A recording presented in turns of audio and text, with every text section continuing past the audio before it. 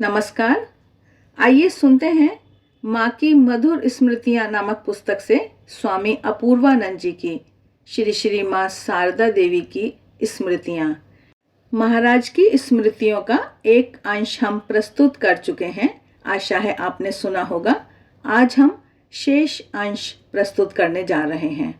महाराज कह रहे हैं, उस दिन जयराम बाटी में अन्य कोई भक्त उपस्थित न था। रात में माँ थोड़ी दूर खड़ी होकर मेरा खाना देख रही थीं। पूरे दिन मैं भूखा ही रह गया था, अतः वे बड़े यत्न पूर्वक मुझे भोजन करा रही थीं। जैसा कि हम पहले अंश में सुन चुके हैं कि श्री श्री माँ के समक्ष महाराज दीक्षा के उद्देश्य से आए हैं। इसी संदर्भ में महाराज आगे बता रहे हैं कि भोर की सुबह की प्रतीक्षा में अधीरता के कारण प्रायः जागकर ही मेरी रात कटी। मैं सुबह तालाब में स्नान करने के बाद माँ के बुलावे की प्रतीक्षा में बैठा था। मुझे ज्ञात न था कि दीक्षा के लिए किस प्रकार की तैयारी चाहिए और मैंने पूछा भी नहीं था। रुपए पैसे भी मेरे पास नहीं थे। करीब 8 बजे सेवक महाराज मुझे बुलाकर माँ के पूजा घर में ले गए और द्वार बंद करके स्वयं बाहर निकल आए। माँ आसन पर बैठकर पूजा कर रही थीं। बगल में एक और आसन बिछा था। माँ ने मुझे ठाकुर को प्रणाम करके उसी पर बैठने को कहा। बैठते ही मेरे हाथों में उन्होंने थोड़ा सा गंगा जल दिया। फिर पूरे शरीर पर गंगा जल छिड़कने के बाद मेरे सिर और शरीर पर हाथ फेर दिया। माँ के स्पर्श से मुझे रोमांच होने लगा। हृदय एक अव्यक्त अनिर्वचनीय आनंद से पूर्ण हो उठा। माँ थोड़ी देर तक आंखें मूंद कर बैठी रहीं। फिर मुझसे पूछा, क्या तुम्हें ठाकुर अच्छे लगते हैं? मेरी सहमति जताते ही उन्होंने 3 बार एक मंत्र का उच्चारण करके मुझे भी अपने साथ साथ उसका उच्चारण करने को कहा। इसके बाद सहसा सामने की दीवार की ओर हाथ बढ़ाकर बोली, ये ही तुम्हारे इष्ट हैं। तत्काल ही वह स्थान आंखों को चौंधियाने वाले उज्जवल प्रकाश से आलोकित हो उठा और वहां स्नेहपूर्वक मेरी ओर निहारती हुई एक जीवंत और ज्योतिर्मयी देवी मूर्ति प्रकट हो गई। मुहूर्त मात्र में ही सब हो गया। मैं आत्मविस्मृत और विह्वल हो उठा, पर केवल कुछ क्षणों के लिए। उस समय माँ का भाव भी अन्य प्रकार का हो गया था। थोड़ी देर बाद ही माँ ने स्नेहपूर्वक कहा, बेटा भय लग रहा था क्या? मैं सिर नीचा किए मौन बैठा रहा। उत्तर देने की शक्ति नहीं थी। तत्पश्चात माँ ने मेरा दाहिना हाथ पकड़कर उंगलियों के हर पर्व का स्पर्श करके जप की पद्धति बता दी। माँ बोलती जा रही थी, पर मेरी विचित्र अवस्था हो गई थी। माँ बारंबार मेरी उंगलियों के पर्वों का स्पर्श कर मंत्र का उच्चारण करते हुए जप करना सिखाने लगीं और मुझे भी साथ साथ उच्चारण करने को कहा। मैंने वैसा ही किया। तत्पश्चात वे ठाकुर का चित्र दिखाते हुए बोली, ठाकुर को प्रणाम करो, ये ही तुम्हारे इष्ट हैं, ये ही तुम्हारे गुरु इहकाल परकाल के सर्वस्व हैं।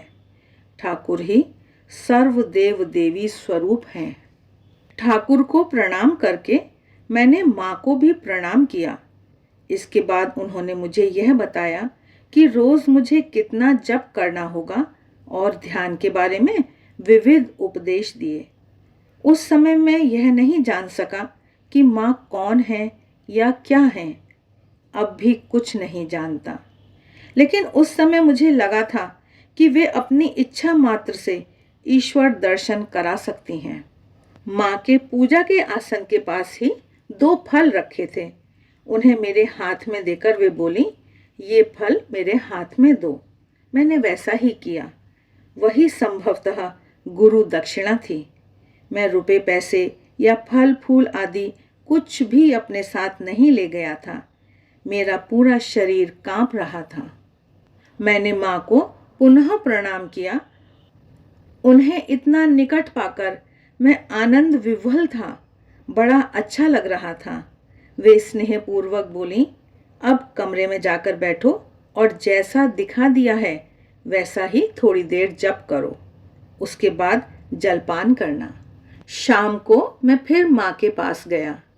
वे मिट्टी के बरामदे में पैर फैलाए बैठी सब्जियां काट रही थीं। उन्होंने बताया कि बांकुड़ा के बैकुंठ महाराज की दवा से लाभ हुआ है, आमवात थोड़ा घटा है। इधर उधर की थोड़ी बातचीत के बाद माँ पूछने लगी कि अकाल पीड़ितों का काम कैसा चल रहा है। मुझे लगा कि अकाल पीड़ितों के लिए उनका मन बड़ा कातर हो उठा है। मैंने बताया कि किस प्रकार घर घर जाकर गरीब लोगों को टिकट दे आता हूँ, किस प्रकार उनके अभाव और निर्धनता के बारे में पता लगाता हूँ, किस प्रकार वे लोग टिकट लाकर चावल ले जाते हैं। फिर महिलाओं को कुछ वस्त्र भी दिए गए हैं। साथ ही मैंने माँ को एक घटना बताई जो माँ के अंतर को छू गई। मैंने बताया कि एक दिन सुबह मैं एक गांव में पता लगाने गया तो देखा कि वे लोग चावल ले आए थे। उनमें से कोई भी घर में नहीं है। मैं समझ गया कि वे लोग कहीं काम करने गए हैं। काम मिल जाने के बाद चावल नहीं दिया जाता था, इसीलिए मैं पता लगाने निकला था। मैंने देखा कि एक खेत में घुटने तक कीचड़ भरा है और उसी में बहुत से लोग धान की रोपाई कर रहे थे। उस ओर जाकर दूर से ही मैंने देखा कि एक महिला खेत से भागकर किनारे पर रोपने के लिए रखे गए धान के गट्ठरों के पीछे जाकर छिप गई।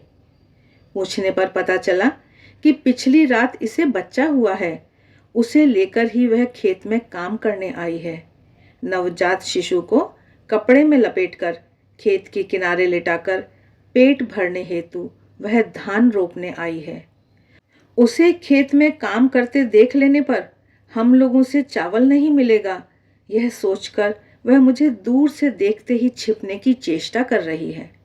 बात सुनकर मेरा मन यह सोचकर आंदोलित हो उठा कि कितना अभाव होने पर महिला पिछली रात ही जन्मे शिशु को लेकर खेत में काम करने आ सकती है। मेरे प्राणों में असीम वेदना होने लगी। मैं उसके पास जाकर रुंधे कंठ से केवल इतना ही कह सका, डरो नहीं माँ, तुम्हारा चावल नहीं काटूंगा। तब वह थोड़ा साहस पूर्वक खड़ी हुई और हाथ जोड़कर बोली, बाबू, बड़े कष्ट में हूँ, इसीलिए खेत में काम करने आई हूँ। इससे दिन में 2 सेर धान मिल जाएगा। यह घटना सुनकर माँ सिहर उठी और रुआसी होकर बोली, कहते क्या हो? ऐसी सद्य प्रसूता खेत में काम करने आई, ऐसी अवस्था में भी कहीं धान रोपा जा सकता है? तुमने अच्छा किया बेटा, ठाकुर तुम्हारा कल्याण करेंगे। तत्पश्चात मानो ठाकुर से मान करती हुई वे प्रार्थना करने लगीं, ठाकुर, तुम सब देख रहे हो लोगों की इतनी दुर्दशा, ऐसे में मनुष्य भला कैसे रहेगा? इसका कुछ उपाय करो। माँ के कंठ की वह कातर उत्कंठा, करुणामूर्ति माँ की वह आवेगपूर्ण प्रार्थना मानो अब भी मेरे कानों में झंकृत हो रही है। सेवा कार्य के बारे में उन्होंने सारी छोटी मोटी बातें तक पूछी। हम लोग क्या खाते हैं, कैसे रहते हैं, क्या क्या कार्य करते हैं, आदि आदि। मैंने कहा, एक दिन एक गांव में कार्य का निरीक्षण करने गया था। एक छोटी सी सूखी पहाड़ी नदी थी, 20-25 हाथ चौड़ी, घुटने तक जल था, जिसे सहज ही पार कर मैं उस पार चला गया। फिर जोरों से बारिश हुई। लौटते समय मैंने देखा कि वह सूखी नदी लाल जल से लबालब भर गई है और पानी बड़े वेगपूर्ण बह रहा है। तब तक शाम भी हो गई थी। नदी पार करने का और कोई उपाय न देख मैंने शरीर के कपड़े खोलकर सिर पर बांध लिए और एक हाथ में छाता लेकर कौपीन पहने ही नदी में कूद पड़ा। फिर एक हाथ से ही तैरते तैरते प्रवाह में बहते हुए किसी तरह दूसरी ओर पहुंचा। नदी मुझे बहुत दूर तक बहा ले गई थी। नदी तट पर उगे कांटों की झाड़ी में फंसकर प्राण बचाने कठिन हो गए थे। घटना को सुनते सुनते माँ का चेहरा वेदनापूर्ण हो गया। वे करुण स्वर में बोली, बेटा, ठाकुर ने ही तुम्हारी रक्षा की। उस कटीली झाड़ी में फंस जाने पर तुम निकल नहीं पाते। फिर कभी ऐसा न करना बेटा। मेरी सारी पीड़ा माँ अपने अंतर में अनुभव कर रही थी। उनका मातृ हृदय संतान के दुख से उद्वेलित हो उठा था। अब भी दुख और विपत्ति के समय माँ की वह सीख प्राणों को बल प्रदान करती है। अगले दिन बातचीत के दौरान मेरे द्वारा कामारपुकुर के दर्शन के लिए जाने की इच्छा व्यक्त करने पर माँ की अनुमति नहीं मिली। वे बोली, नहीं बेटा, अभी वहां जाने की जरूरत नहीं है, बाद में कभी चले जाना। यहाँ किसी प्रकार 3 रात बिताकर लौट जाओ। यह घोर मलेरिया का मौसम है, घर घर में बुखार है, इसीलिए मैं इस समय किसी को भी यहाँ आने के लिए नहीं कहती। लेकिन तुम्हें तो तारक ने भेजा है।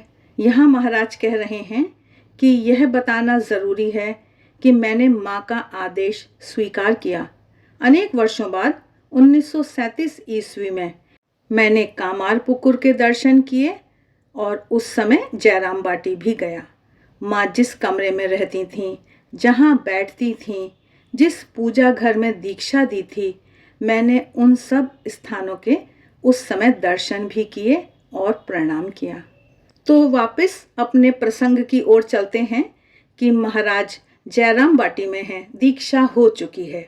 महाराज कह रहे हैं, मेरे पास केवल 1 रुपया था, अतः मैं गुरु दक्षिणा भी नहीं दे सका और मुझे गुरु सेवा का कोई सुयोग भी नहीं मिला।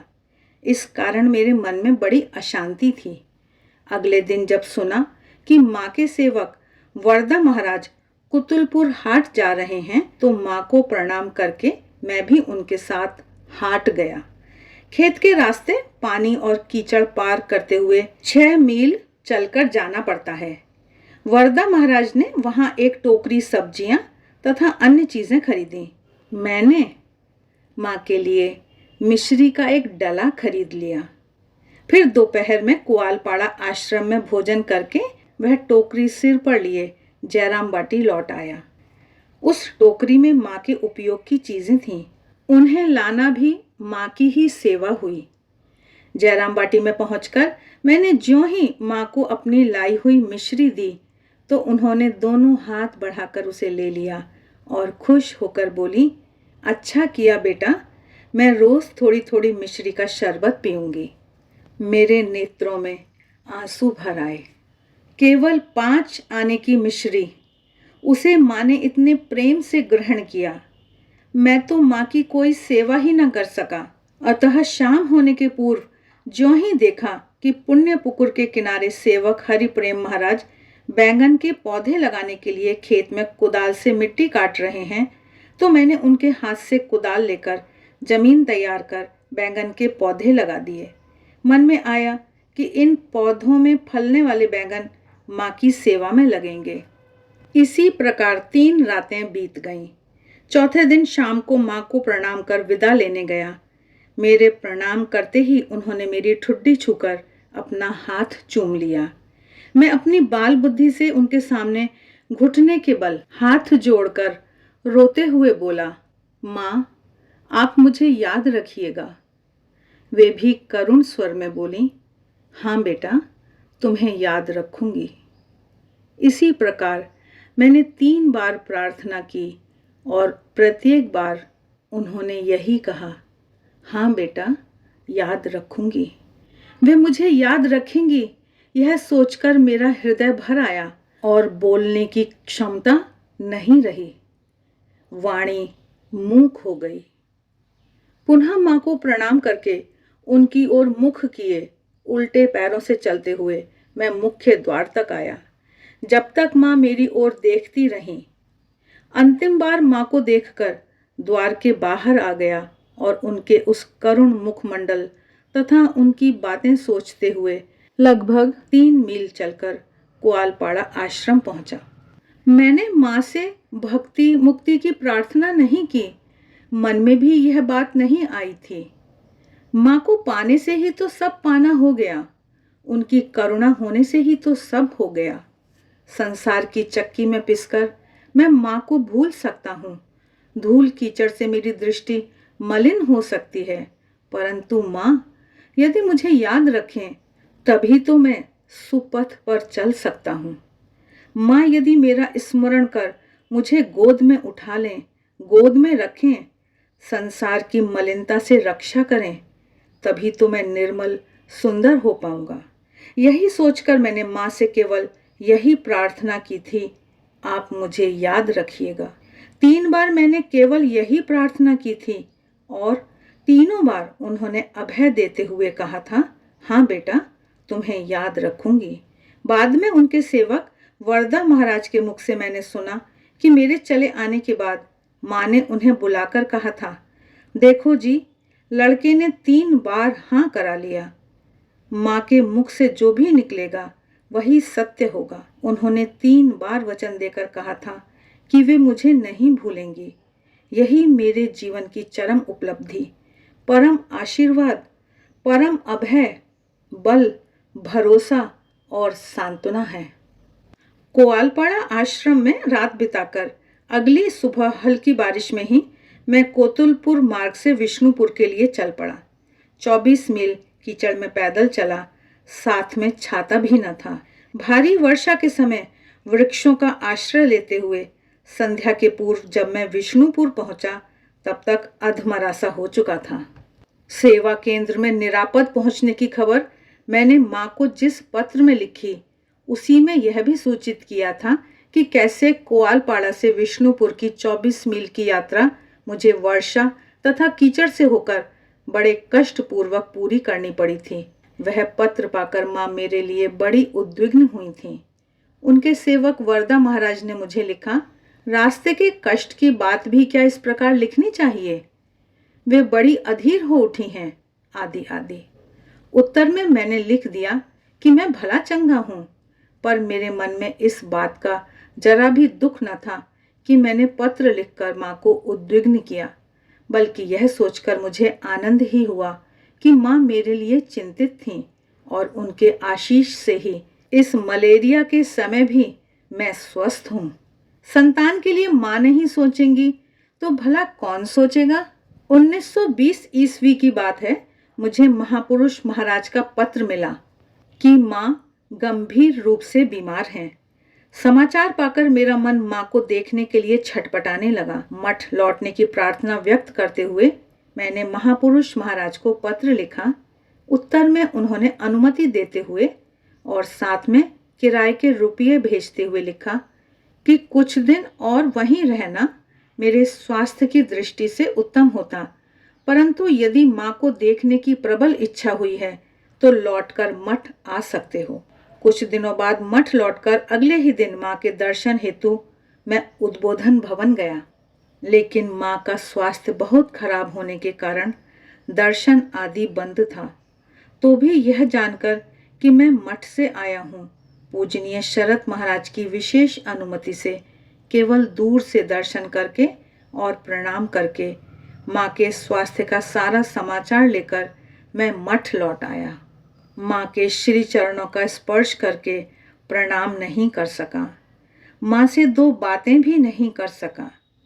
इससे मेरे मन में बड़ा कष्ट हुआ। उस समय जयराम बाटी में माँ को जैसा देखा था, उनके पास बैठकर जैसे बातें की थीं, उनके श्री चरणों को स्पर्श कर प्रणाम किया था, ये सब बातें बहुत याद आने लगी। माँ की बीमारी के कारण महापुरुष महाराज प्रतिदिन मठ से किसी को माँ की स्वास्थ्य की सूचना लाने के लिए उद्बोधन भवन भेजते थे। तब तक मठ में टेलीफोन या बिजली नहीं आई थी। माँ के घर से लौटकर महापुरुष महाराज को प्रणाम करते ही वे मुझसे माँ के बारे में पूछने लगे। माँ के हाथों तथा पांवों में सूजन दिख पड़ रही थी। उनके दोनों पैर फूल गए थे और उन्हें भोजन से बड़ी अरुचि हो गई थी। पूजनीय शरद महाराज ने कहा था कि वैद्य जी ने पथ्य के रूप में केवल श्वेत पुनर्नवा का साग और अरुचि के लिए अमरूल साग की चटनी बनवाकर खिलाने को कहा है। सुनते ही महापुरुष महाराज ने कहा, मठ के बगीचे में तो बहुत पुनर्नवा हुआ है, अमरूल का साग भी काफी है। तुम रोज सुबह माँ के लिए कुछ पुनर्नवा तथा अमरूल साग ले जाना, और माँ के स्वास्थ्य का समाचार ले आना। उनके कथनानुसार मैं रोज सुबह कुछ अच्छे पुनर्नवा तथा अमरूल के शाक केले के पत्ते में बांध लेता। उसके बाद मैं नौका से गंगा पार कर कोठी घाट से पैदल चलकर 8 बजते बजते उद्बोधन पहुंचकर यह साग सेवक महाराज के हाथ में दे देता और दूर से माँ को प्रणाम करके उनके स्वास्थ्य का समाचार लेकर मठ लौटता और महापुरुष महाराज को बताता। महापुरुष महाराज अत्यंत व्यग्रता से सब सुनते। मठ के अन्य साधु लोग भी सुनते। मुझे लगभग 1.5 महीने तक प्रतिदिन माँ के दर्शन का यह सुयोग मिलता रहा।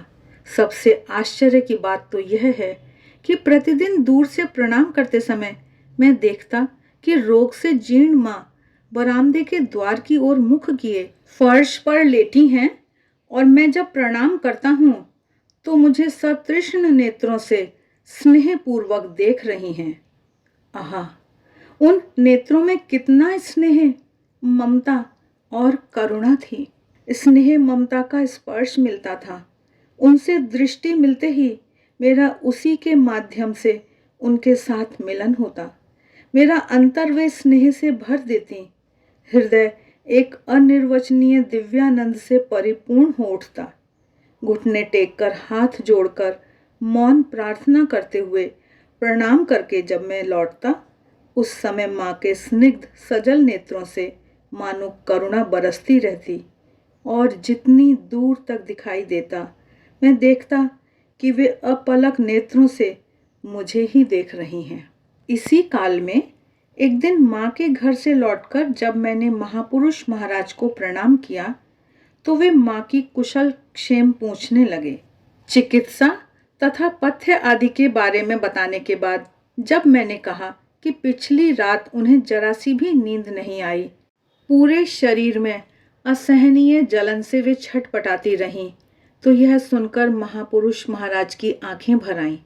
रुधे कंठ से वे बोले, आह, सबके पाप ग्रहण कर लेने के कारण ही तो माँ को ऐसी बीमारी हुई है, इसलिए तो उनके पूरे शरीर में विष की जलन है। उन्होंने अपनी सैकड़ों संतानों के पाप ताप स्वयं लेकर उन्हें निष्पाप कर दिया है। ठाकुर और माँ दोनों की कृपा एक ही है। ठाकुर अपने नर देह त्याग कर माँ के शरीर में निवास कर रहे हैं। जिसने भी माँ की कृपा पाई है उसका यह अंतिम जन्म है। माँ, तुम भक्तों के लिए कितना कष्ट सहन कर रही हो। एक दिन ठाकुर ने मुझसे कहा था, वह जो नौबत खाने में है और जो मंदिर में भवतारिणी काली है, एक ही हैं। उन दिनों क्या मैं इतना समझता था। उन्होंने जब यह बात कही तो सुनकर मैं अवाक रह गया था। जिसने भी माँ के दर्शन किए हैं वह मुक्त हो जाएगा। माँ के दर्शन क्या कम सौभाग्य की बात है। कहते कहते उनका गला रुंध गया। तब मैंने रोते रोते कहा था, प्रतिदिन माँ के दर्शन तो करता हूँ पर माँ के मुंह से एक भी वाक्य नहीं सुन पाता। बारंबार मन में आता है, काश माँ यदि कुछ कहती। इस पर महापुरुष महाराज ने बड़े आवेगपूर्ण कंठ से कहा, माँ जो तुम्हारी ओर निहारती हैं, यही तो उनका आशीर्वाद है। उन्होंने तुम्हें कृपा दृष्टि से देखा है। तुम्हारा जीवन धन्य हो गया है। उनका स्वास्थ्य इतना खराब है, फिर वे तुमसे बातें कैसे करेंगी। वे इतनी दुर्बल हैं कि बोलने की शक्ति तो उनमें है ही नहीं। उनके स्वस्थ हो जाने पर तुम उनकी वाणी सुन सकोगे। महापुरुष महाराज की वह शुभेच्छा एक अलौकिक उपाय से अक्षरशः सत्य हुई थी। अपनी देह त्याग की रात में माँ ने दिव्य देह में ज्योतिर्मय रूप में मुझे अपना अंतिम आशीर्वाद दिया था। 20 जुलाई 1920 ईस्वी का दिन था। प्रतिदिन जैसे सोता था उस दिन भी वैसे ही सो गया। रात के लगभग 1:30 बजे मुझे अद्भुत रूप से माँ के दर्शन मिले। वह दर्शन असाधारण थे। मैंने माँ को ज्योतिर्मयी मूर्ति में देखा। वे स्नेहपूर्वक मेरी ओर देख रही थीं। मुझे मधुर स्वर से संबोधित करके वे बोली, बेटा मैं जा रही हूँ। इस अद्भुत दर्शन का मर्म मैं जरा भी समझ नहीं सका, पर माँ के देह त्याग का मर्मांतक संवाद मिलने पर सब कुछ समझ में आ गया। जिस समय मुझे माँ के दर्शन मिले, लगभग उसी समय माँ ने उद्बोधन भवन में मर्त्य देह का त्याग किया था। आज के लिए बस इतना ही। मिलते हैं फिर, तब तक देखते रहिए देवाक्षर। आप सभी का बहुत बहुत धन्यवाद।